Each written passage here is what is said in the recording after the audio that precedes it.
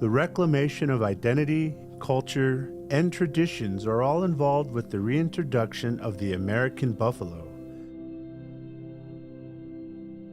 It is an inherent right for tribes to reintroduce and manage buffalo on their reservations to preserve their way of life.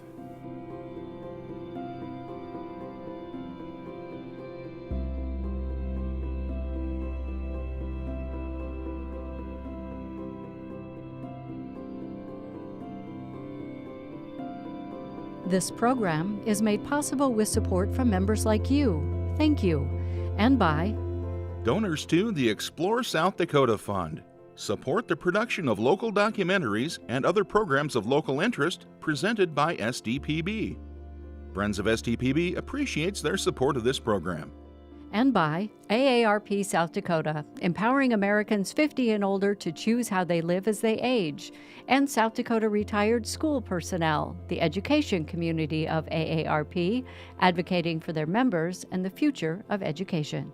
And by Great Plains Tribal Leaders Health Board, with a vision that all tribal nations, communities, and citizens achieve optimal wellness by embracing traditional cultural values and innovative and holistic healing practices, strengthened by tribal sovereignty.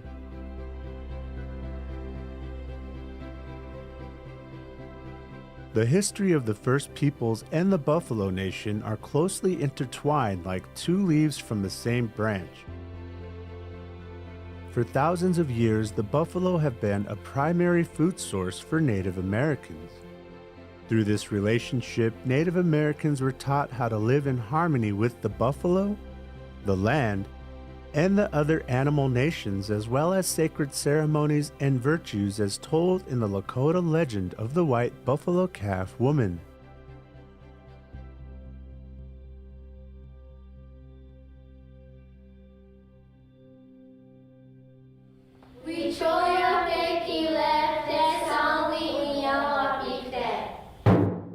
Am petiwash demidakiapi, which hach betiksha machiapi, napetuki presami, which hoyaki lavakte.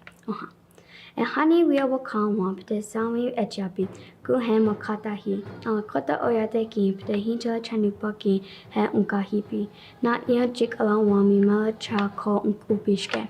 A long time ago, a sacred woman named White Buffalo Woman came to the earth and brought the buffalo calf pipe to our Lakota people. She also gave us a particular round stone, as it is said. Vichocha tokahe, manari gluhapi usbevichake, na el chanupa na iag o iaglapi, kta geyeshke. Naku vichochang shakbed sloyapi kta geyeshke. She taught them the first ceremony, keeping of the souls, and it was introduced by the pipe and stone be used in that ceremony. And as she said, the people will know 6 traditional ceremonies. You can't eaye and ha geyeshke. As she went and said, Maka un chahe dopake eye na maka chahe treja wahi cham wachiankapi kta na ichi dopa he ha ya ki ha wagli hunikte eshkeshke. There will be 4 ages. Whenever a new age is arrived on earth, I will see you. And when the 4th has finished, I will return, she said. Oyate wochbe eyapiki lena usbe chake. Oa chatognake wonshila woyunha. Oa tatintanka. Oa hola woyitike woksape. Lena lakota oyateki opichia kdake shke.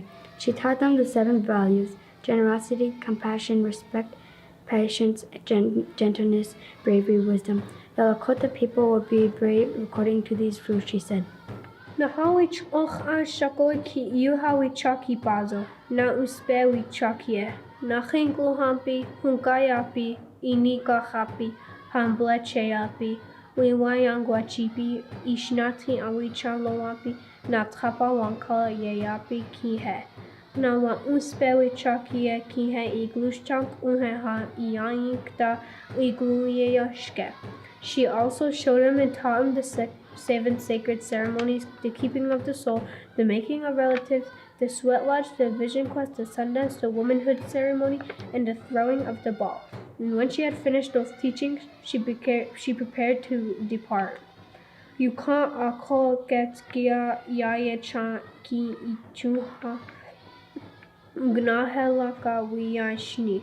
Ekipte tesapa higni na hehampte mwashagi na ichi chahashke. Yukampte zi ihigni na ehakilapte sa waheya takia.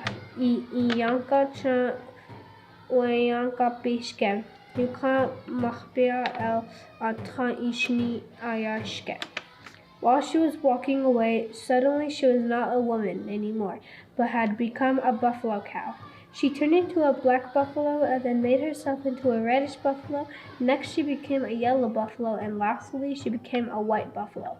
Running off towards the hills as the people watched, and then she disappeared into the sky. Chanupa wakan wa wichak uko he pahunki iaja etc. Ichi he makaki iachia kakapishke. Naha pahunki he tatanka pa wa pahopi he wahutopaki iachia kakapishke. Nanakusite ki psechti cha he maka el wa ichakeki iachia kakapishke.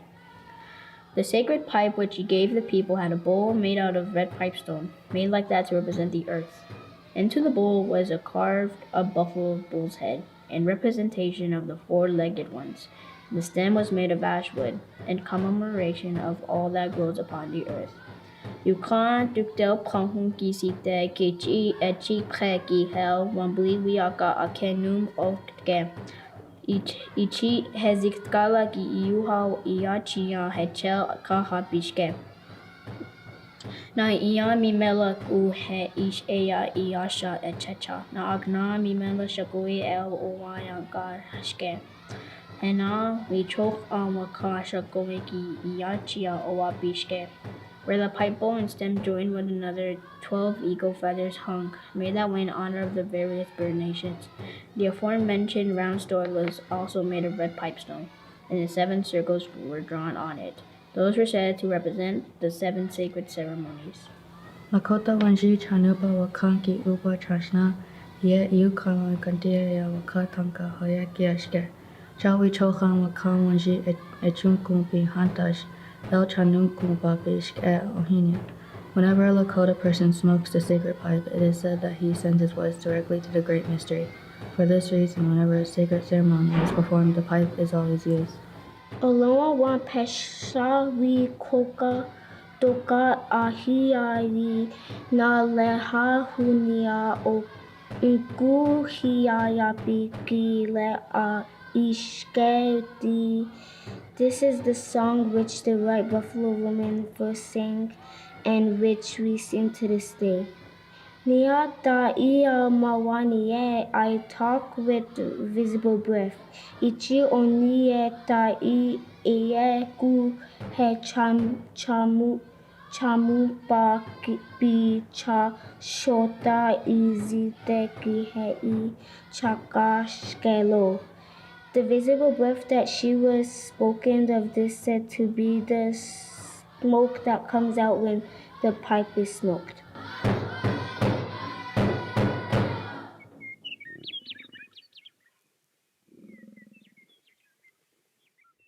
The buffalo provided a renewed spiritual connection amongst the people and fostered a unique relationship and way of life for many years to come.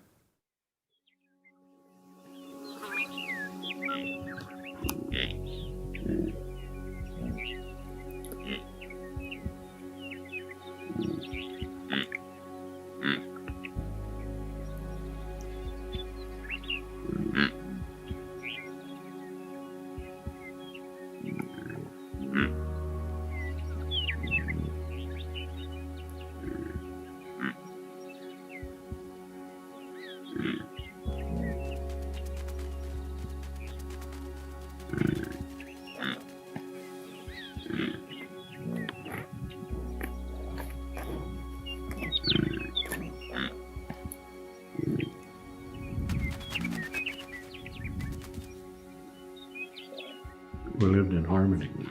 We never took more than what we needed.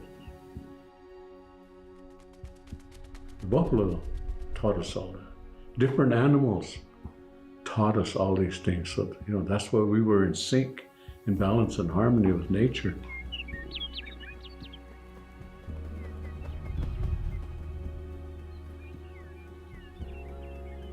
As many as 60 million buffalo roam the region, creating a vast ecosystem that fostered the land and animals around them.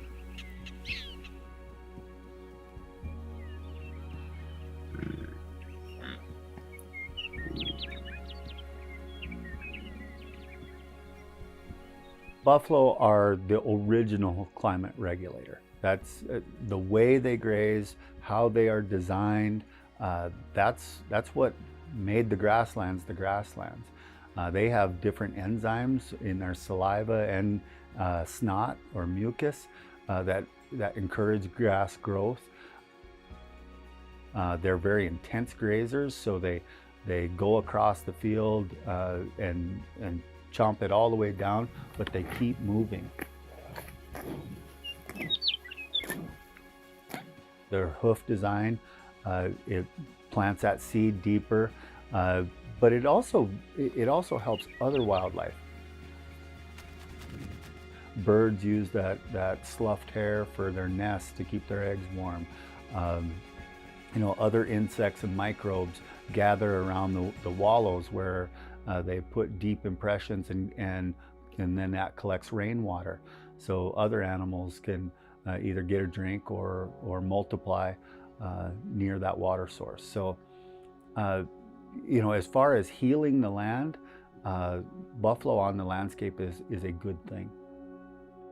Nothing went to waste after a buffalo was hunted. Every part was used in a variety of ways, such as clothing, tools, shelter, and weapons. Some of these harvesting techniques are still used today. There are certain parts of the buffalo that when we're processing buffalo today, we always make sure we watch that we don't cut the sinew, so that if somebody wanted to make bowstrings, they could.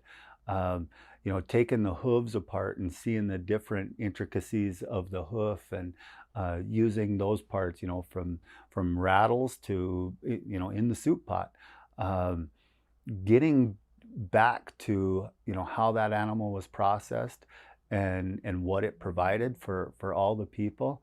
But there is ceremony and there's healing in that. When you harvest a buffalo, they do it a certain way.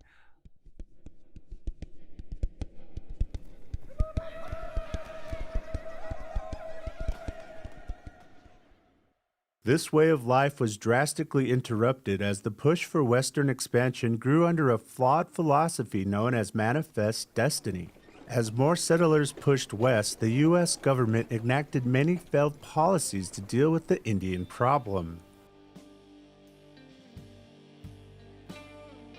One such policy was to subjugate this problem by destroying the American buffalo. The history of buffalo is tragic because it was that animal was nearly exterminated to try to control us as Native people. And the thought behind it was we take away their food source and we'll become compliant. And that had detrimental effects to Native people all over the country.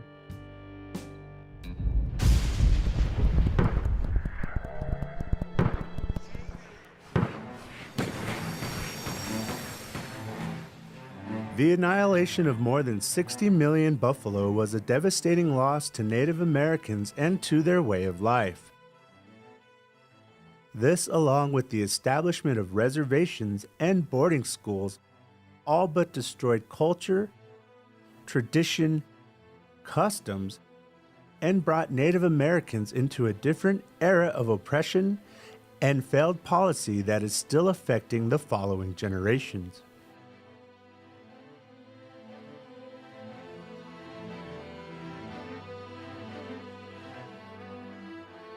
One of the things that it did was when I first went there, they killed my spirit. Our hair is our spirit. So when you wake up in the morning, you don't really look at the mug, you look at the dew. See how your spirit's looking.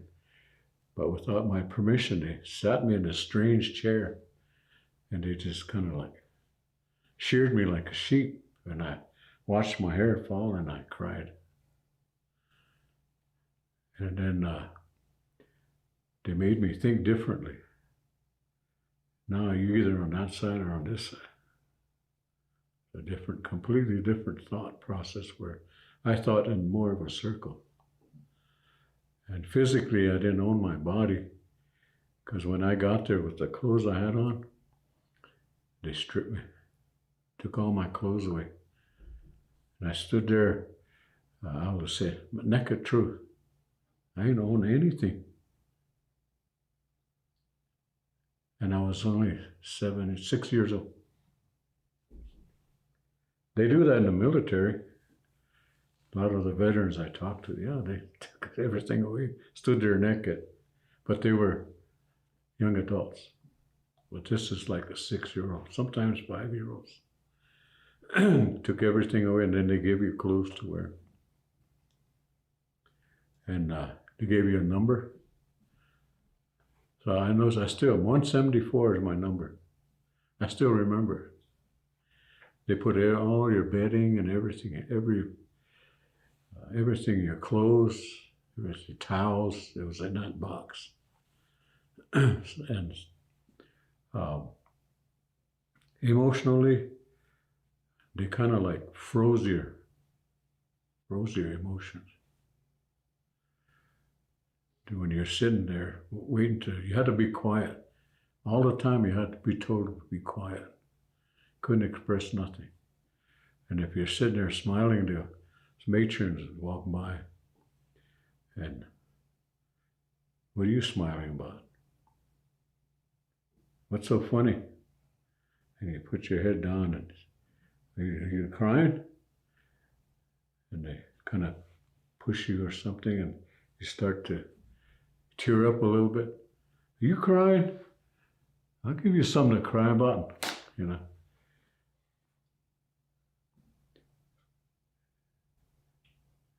And those people that watched us, they didn't have to love us, much less nurture us, or respect us, or honor us. They just kind of like watched you like cattle. You got out of line, get back in line. That's why we always joke about getting in lines. We see a line, we automatically get in line. Being conditioned, It was all about conditioning your mind. And it was a military tactic. Who invented boarding schools on this? It was a military man, Pratt, Carlisle Indian School. He wanted to kill the Indian and save the man. And that process still goes on. It was like that till about 1960. Then it changed. All the people that used to be abusive were pretty much gone. They hired some really good people that were the guys they hired, the women they hired, they were more like mothers, and these guys were like big brothers.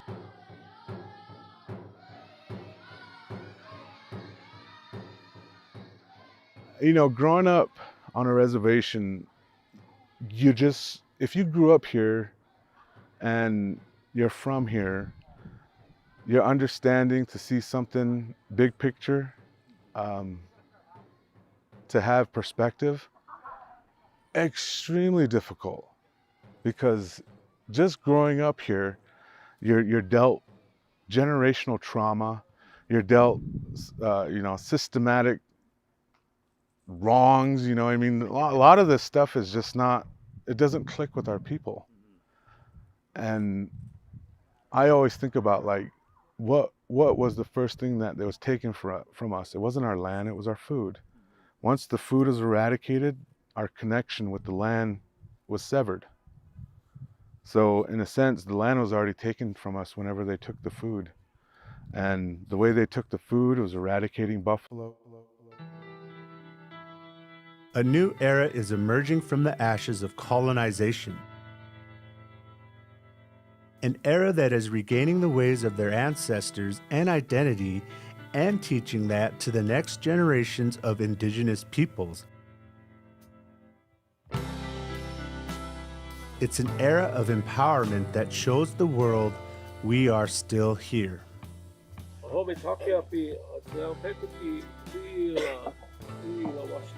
Today, we want to remember Uchi Philomene. I want to remember her in our prayers today because this day, she really looked forward to this day with you students to do this, to share our Lakota ways with all of you young children.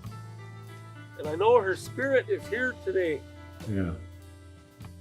To me, I think it really looks good. You know, our elders and their elders, they left us enough with our own visions and dreams, and we're going to make it better. Each generation is going to make it better. Yeah, we struggled for a little bit there. Boarding school really did a lot of damage. Yeah, I can talk for hours about that, but we've gone past that now. We've been healing from the boarding school syndrome. So we're now not ashamed anymore. Yes. It's on that hill still with his truck. We work with tribes to support however they want to manage their buffalo. Some tribes are, very small. They might have 5 buffalo, but those 5 buffalo mean the world, to that tribe. Other tribes, have over 2,000 and are actively, in the meat sales or, using them as an economic driver as well. So we just try to support tribes at whatever stage they're at and, get them some resources so they can have a successful program.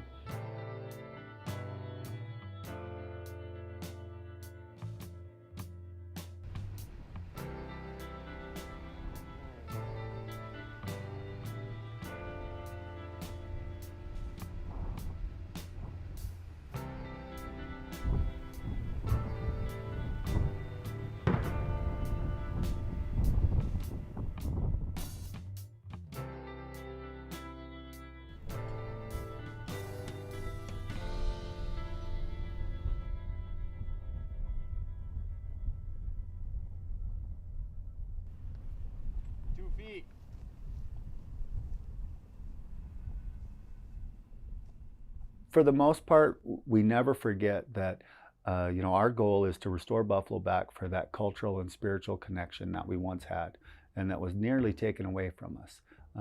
But we're trying everything we can to bring that back. 1, 2, 3, go! One more time. 1, 2, 3, go! They always say our language and our culture is dying. No, it's always been there. It's constant. It's still there. It's just that people left. But our young people are starting to come back. We're getting a lot of our young people starting to speak the language now. They're working at it. And then they're getting involved in their culture. Each year, Mapialuta Red Cloud, a school on the Pine Ridge Reservation, holds an annual buffalo harvest that involves students and members of the community. I think it's really important to teach our youth the cultural relevance of the buffalo because it's what sustained our ancestors. Our whole culture really is based on the buffalo and how it provides for us and how we can provide for it. And from a food sovereignty perspective, I think it's really important to learn how to use the meat and how to sustain ourselves and know that we don't have to go to the grocery store and get this grossly overpriced meat. It's provided by nature, by Mother Earth, and I think that's really important. All we do as part of food education is teach kids how our ancestors used to process buffalo back in the day. And through that, we teach them all that we know from what we've learned just by doing this constantly and talking to our ancestors and learning about what our ancestors did in the field when processing this animal. And do we teach the kids?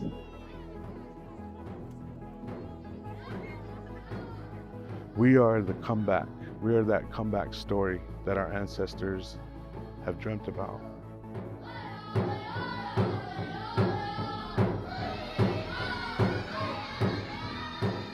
I just want to be hopeful that there's others, in the future who'd want to do this, because, back then we lived like this, and we need to keep that, hold on to it forever, because that's all we have now, this culture, this way of life,